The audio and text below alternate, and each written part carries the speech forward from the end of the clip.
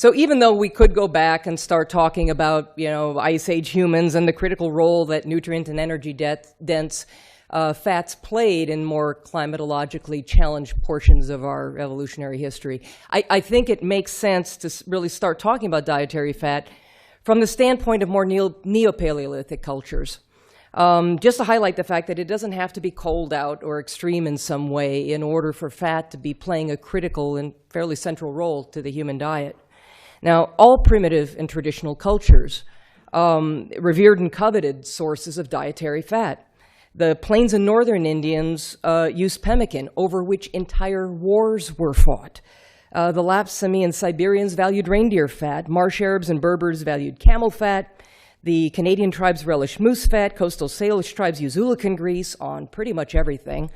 Inuit ate large amounts of seal, walrus, and whale fat. The Inus of northeastern Canada coveted caribou fat. Aborigines sought out emu fat and any other kind of fat they could get their hands on. The Maasai consumed lots of high-fat raw milk, and the list goes on and on and on.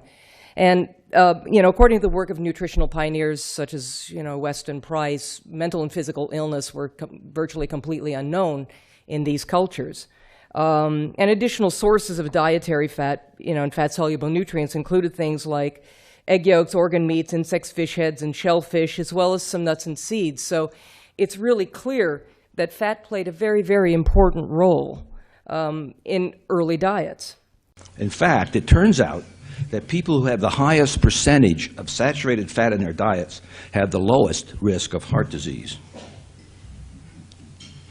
The diet of the Maasai tribe in Kenya and northern Tanzania consists of meat, milk, and blood from cattle. It is 66% saturated fat. The Rendali, diet of the Inuit Eskimos, consisting largely of whale meat and blubber, is 75% saturated fat.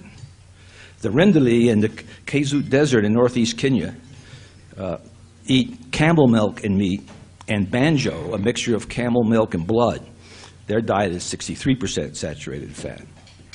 And the Tokolo live well without cardiologists on 3 atoll islands that are now a territory of New Zealand.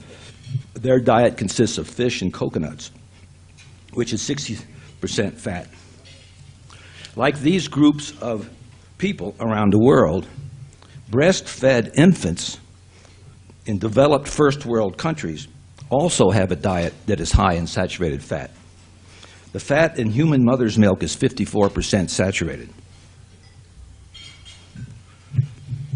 This study referenced here on this slide was published in the American Journal of Clinical Nutrition and is considered to be the most comprehensive analysis done on the Paleolithic hunter-gatherer diet. Anthropologists have assessed the diets in 229 hunter-gatherer populations that survived into the 20th century and can be viewed as surrogates for our Paleolithic Stone Age ancestors. When they can get it, these modern-day hunter-gatherers consume high amounts of animal food, which can make up to 85 to 100% of their calories, like the Maasai, Inuit, and Rendali peoples. They eat virtually all of the fat on the animal, including its organs, tongue, bone marrow, and brain. Other carnivores do the same thing. Lions, for example, will eat the organs and fat of their kill and leave the lean muscle meat for scavengers. Since hunter-gatherers do not engage in agriculture, they have no corn, rice, wheat to eat. They obtain only a low amount of carbohydrates from wild plants, gathering seeds, nuts, roots, tubers, bulbs, and fruits from them. I've come to the conclusion that man was actually a fat hunter. And if I follow the fat, I'll find the answer. Other people came to the conclusion that man was really after fat, first and foremost. The first is John Spath, a very well-respected zooarchaeologist, who wrote in a must-read book about hunting and fat in 2010. Early in his career, he reached the conclusion that, and I quote, "Fat, not protein, seems to play a very prominent role in the hunter's decision about what animal, male versus female, to kill, and which body parts to discard or take away.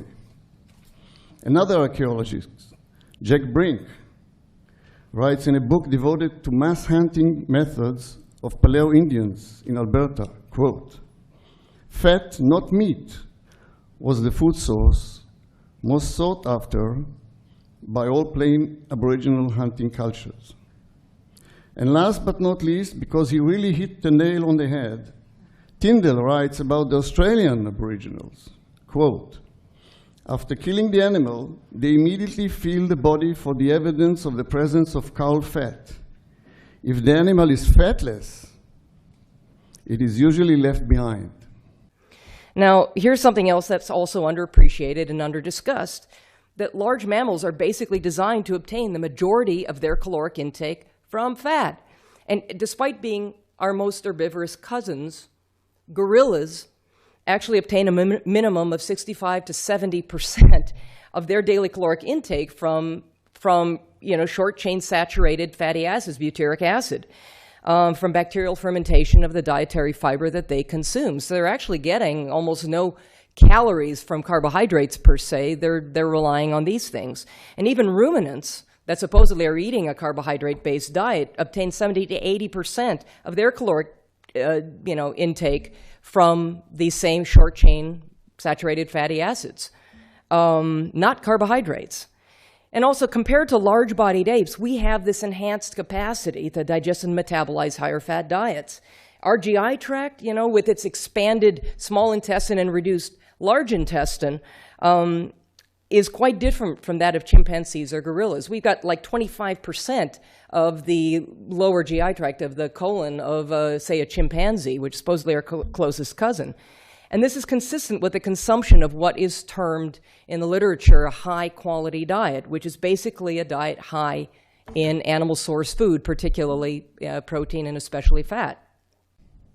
It is impossible to overestimate the sophistication of mind that is required for the efficient performance of that pattern of hunting. Here is a herd of fallow deer.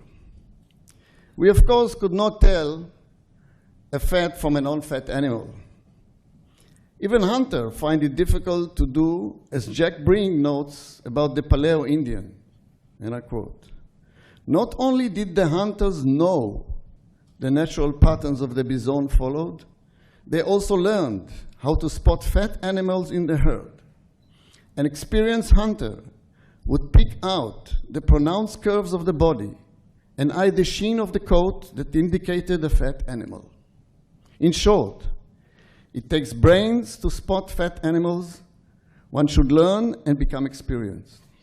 And I'll just read it. In Framingham, Massachusetts, the more saturated fat one ate, the more cholesterol one ate, the more calories one ate, the lower the person's serum cholesterol.